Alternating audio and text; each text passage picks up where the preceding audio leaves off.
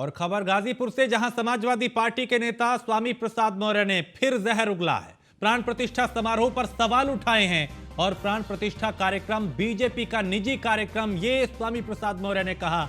कल का कार्यक्रम रामलला के लिए नहीं, मोदी जी के लिए था। तो यदि प्राण प्रतिष्ठा से कोई पत्थर संजीव हो जाए तो मरने वाले जीवित क्यों नहीं हो सकते। तो सनातन संस्कृति पे स्वामी प्रसाद मौर्य का ये एक और विवादित बयान है। इससे पहले भी सनातन को लेके, राम को लेके, रामचरितमानस को लेके स्वामी प्रसाद मौर्य कई बार विवादित बयान दे चुके हैं। एक बार फिर उस वक्त पे ये बयान दे रहे हैं जिस वक्त पूरा देश राममय हो।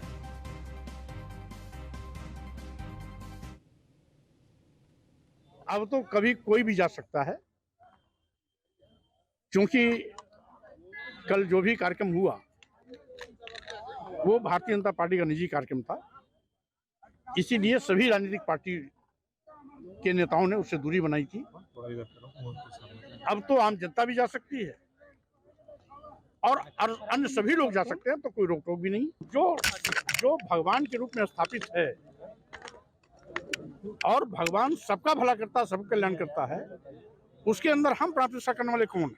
वो भारतीय जनता पार्टी का केवल राजनीतिक ड्रामा था, इसके सिवाय कुछ नहीं था। अगर वो धार्मिक अनुष्ठान होता तो चारों शंकराचार्य में कोई न कोई शंकराचार्य वहां होता। भारतीय जनता पार्टी, विश्व हिंदू परिषद, आरएसएस के अलावा अन्य राजनीतिक पार्टी के लोग भी होते। इसका मतलब है वो निहायत रूप से भारतीय जनता पार्टी कार्यक्रम था, केवल मोदी जी के लिए आयोजित किया गया था। भगवान रामलला के नहीं, भगवान रामलला के लिए कार्यक्रम आयोजित नहीं था, क्योंकि भगवान रामलला तो पहले से ही वहां स्थापित हैं, हजारों साल से पूजे जा रहे हैं, करोड़ों लोग उनको आराध्य मानते हैं। तो जो करोड़ों लोग पहले से उनको आराध्य मानते हैं, तो उनके अंदर प्राण प्रतिष्ठा करने का औचित्य क्या? अब तो कभी तो एक बार फिर विवादित बयान, जहरीला बयान स्वामी प्रसाद मौर्य का। सनातन को लेकर, राम को लेकर बीजेपी का ड्रामा बताया राम मंदिर की प्राण प्रतिष्ठा को। तो इससे पहले भी कई बार स्वामी प्रसाद मौर्य विवादित बयान दे चुके हैं, सनातन को लेकर जहर उगल चुके हैं। एक बार फिर उनका ये बयान, जिसमें सनातन संस्कृति पे वो सवाल उठाते हुए दिखे, राम मंदिर प्राण प्रतिष्ठा पे सवाल उठाते दिखे, इसे बीजेपी और आरएसएस का कार्यक्रम बताया। प्राण प्रतिष्ठा समारोह पर सवाल उठाए। तो सवाल ये कि आखिर एक तरफ पूरा देश राममय, मंदिर की प्राण प्रतिष्ठा, हर तरफ कहीं पे पूजा, कहीं यज्ञ, कहीं हवन, कहीं शोभा यात्रा, कहीं कलश यात्रा, करोड़ों राम भक्तों की आस्था और उनका सपना कल साकार हुआ। और दूसरी तरफ समाजवादी पार्टी के नेता जो बार बार सनातन के खिलाफ बयान देते हैं।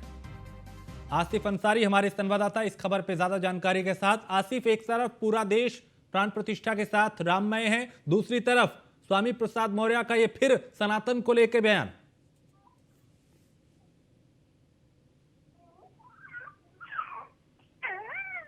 आसिफ, आप सुन पा रहे हैं मुझे?